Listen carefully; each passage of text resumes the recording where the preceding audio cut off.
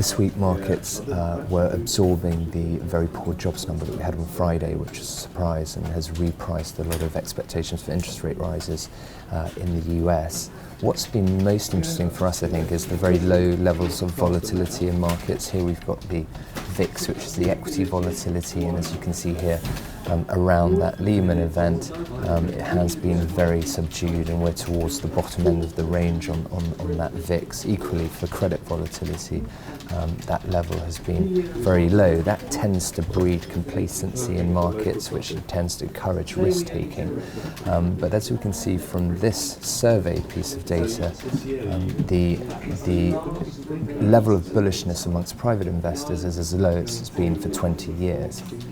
So that's a sort of disconnect that we find quite interesting, and we go back to 1992 to find the last period where we saw that disconnect, and that was at the beginning of an interest rate tightening cycle. And here you can see the FTSE at that point, and the market ground up for the next couple of years. Now, where we are at the moment is hedge funds have got very flat books, so they're not long or short in terms of directional trades they've got on.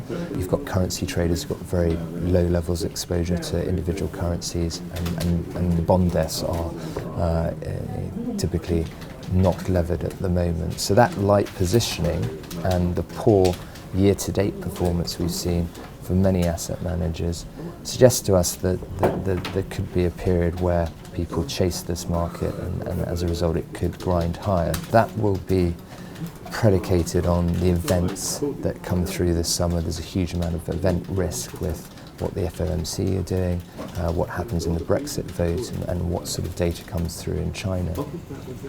But should we get positive results from those events, the market isn't really set up for that, so we could see a better market. Just in terms of what else has been happening this week, the ECB started buying corporate bonds, so they've added to the weight of monetary easing in the global system this week.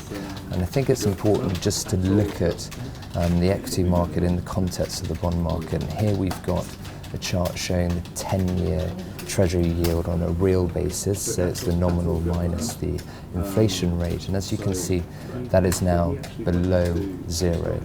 So the earnings yield relative to the bond market is at a very big historic premium, and that's what's supporting equity markets at these levels, despite the sort of high levels of event risk that we're seeing going into the summer.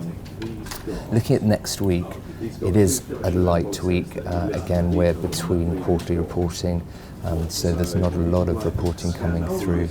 A couple of interesting points. In the UK, we've got Barclay Group, the London-based house builder, coming in with their numbers. We've also got Severfield, the steel construction business in the UK. Both of those results will be very interesting in terms of looking at the UK's general level of activity and infrastructure spend.